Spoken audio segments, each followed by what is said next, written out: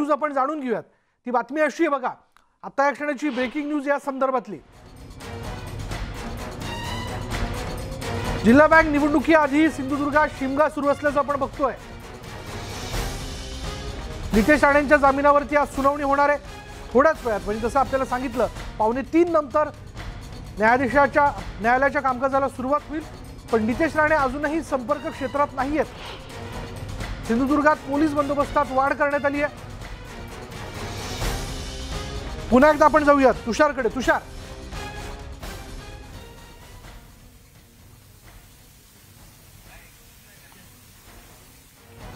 विशाल, तू म्हटलं त्याप्रमाणे की आताही नितेश राणे नॉट रिचेबल आहेत। त्याचप्रमाणे मनीष दळवी ज्यांचा जो अंतरिम अर्ज फेटाळण्यात आलेला आहे ते सध्या नॉट रिचेबल आहेत। मनीष दळवी जर मतदान करण्यासाठी आले तर मनीष दळवींना पोलीस कोणत्याही क्षणी अटक करू शकते। मनीष दळवी ना मतदानासाठी वंचित राहता कामा नये, त्यामुळे त्यांच्यासाठी अंतरिम अर्ज करण्यात आला होता। मात्र त्यांचे वकील संग्राम देसाईने आपणाला जी माहिती दिली त्या माहितीनुसार त्यांचा अंतरिम अर्ज फेटाळण्यात आलेला आहे। त्यामुळे त्यांना आता मतदान करता येणार नाही आणि ते मतदानाच्या बूथवर आले तर त्यांना सिंधुदुर्ग पोलीस कोणत्याही क्षणी अटक करू शकते। त्यांच्या अटकेनंतर आता सगळ्यात महत्त्वाचं लक्ष लागलेलं आहे नितेश राणेंच्या जामीन अर्जावरती। नितेश राणेंच्या जामीन अर्जावरती कोर्ट कोणत्याही क्षणी ऑर्डर पुटअप करू शकते, त्या संदर्भातली ऑर्डर देऊ शकते। मात्र तुर्तास तरी आता कोर्टाच्या कामाला सुरुवात झाली नाही आहे। आता 2 वाजतात विशाल, कोर्टाचं काम साधारणतः 2:45 ते 3 वाजताच्या सुमारास सुरू होईल। सध्या कोर्टामध्ये कामकाज सुरू आहे। मात्र इतर ज्या हिअरिंग बाकी आहेत त्या हिअरिंगवरती कोर्टाचं कामकाज सुरू आहे। तसं आजच्या दिवसामध्ये 3 वाजता जरी कोर्टाचं काम सुरू झालं तरी 3 तास शिल्लक राहणार आहे। त्यामुळे 3 तासामध्ये आर्ग्युमेंट होऊ शकते आणि कोर्ट निकाल देऊ शकतो। मात्र न्यायमूर्ती हंडे आज नेमका निकाल किती वाजता देणार याकडे सगळ्यांचं लक्ष लागलं आहे। निकाल किती वाजता देणार आणि काय देणार याकडेच तुषार सगळ्यांचं लक्ष लागले। तुषार, अधिक अपडेट घेण्यासाठी आपण जाऊयात। आपले प्रतिनिधी उदय देखील आपल्या बरोबर आहेत। उदय आता क्षणाला सिंधुदुर्गात आहेत। उदय, तू आहेस जिल्हा बँकेच्या प्रांगणामध्ये आणि तिथे आपण बघतोय की मतदान जे आहे ते सुरू आहे। कशा प्रकारे मतदानाची प्रक्रिया पार पडते आणि याकडे सगळ्यांचं या अर्थाने लक्ष लागलंय कारण नितेश राणे खरं तर तिथं असणं अपेक्षित होतं, पण ते संपर्क क्षेत्राच्या बाहेर आहेत कारण त्यांच्यावरती अटकेची टांगती तलवार आहे आणि मनीष दळवींचा अंतरिम जामीन अर्ज जो आहे तो रद्द करण्यात आला आहे।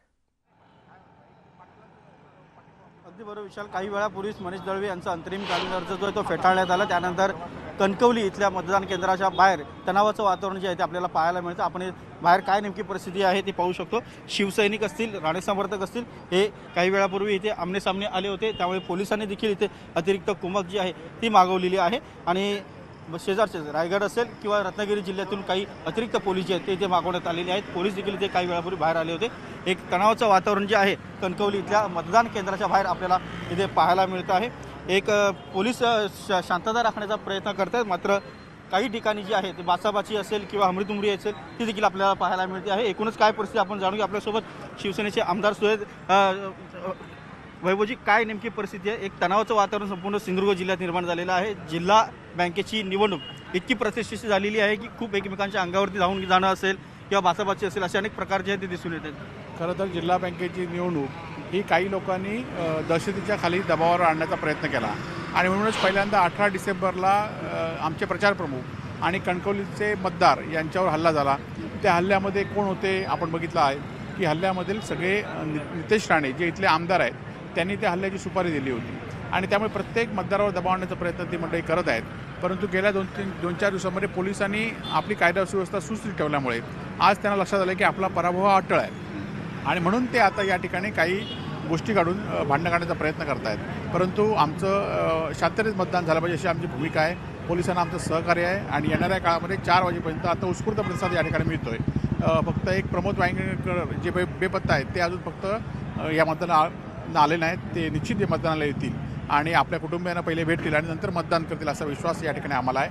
आणि येणाऱ्या काळामध्ये महाविकास आघाडीचं पॅनल जे 19 उमेदवार आहेत ते 100% निवडून येतील याची मला खात्री आहे। न्यायालयाने काही वेळापूर्वीच मनीष दळवी यांचा जामीन अर्ज जो आहे तो फेटाळलेला आहे। त्यानंतर आता भाजपचे आमदार नितेश राणे यांच्या अर्जावरती सुनावणी होणार आहे। काय शक्यता वाटते? त्यामुळे देखील इथे अनेक वातावरण जे आहे आपल्याला पाहायला मिळतं। खरं तर नितेश राणे यांचा या हल्ल्यामध्ये डायरेक्ट सहभाग आहे। त्यामुळे कायदा सुव्यवस्थेमुळे मला असं वाटतं की शेवटी तो कोर्टाचा निर्णय आहे की त्यांचा जामीन ज्याप्रमाणे मनीष दळवींचा जामीन नाकारला त्याप्रमाणे त्यांचा पण जामीन नाकारला जाईल। परंतु हे होत असताना माझी तर या केंद्राचे मंत्री नारायण राणेंना विनंती आहे की कायदा सगळ्यांना समान असतो आणि आपण कायद्याचे पालन करा आणि नितेश राणेंना आपण स्वतःहून पोलीस स्टेशनला हजर करा, तरच त्या कायद्याचा सन्मान केल्यासारखं होईल आणि आपण केंद्रीय मंत्रिपद असल्यानंतर ज्या काय आपण राज्यघटनेने आपल्याला जे अधिकार दिले त्या अधिकाराचं पालन केल्यासारखं होईल. आपण इथे पाहू शकतो की पोलिसांची अतिरिक्त कुमक जे इथे मागवण्यात आलेली आहे. एक तणावग्रस्त वातावरण पाहता पोलिसांनी देखील इथे खबरदारीच्या उपाययोजना ज्या आहेत त्या घ्यायला सुरुवात केलेली आहे. संपूर्ण मतदान केंद्राच्या बाहेर पोलीस छावणीचं स्वरूप जे आहे ते आलेलं आहे. प्रत्यक्ष मतदान केंद्रावरती कोणालाही जाऊ दिलं जात नाही, कारण तणावाचं वातावरण आहे. एक सुरक्षित मतदान व्हावं यासाठी पोलीस आणि निवडणूक आयोग जे आहे ते देखील प्रयत्न करताना इथे पाहायला मिळतं. धन्यवाद उदय या सगळ्या माहितीबद्दल. त्याचबरोबर आमचे प्रतिनिधी तुषार रुपनवर देखील आपल्याबरोबर होते. तुषार, आम्ही न्यायालयाचा नेमका काय निर्णय येतो याविषयी अपडेट घेण्याकरता तुझ्याकडे येऊ. तुझे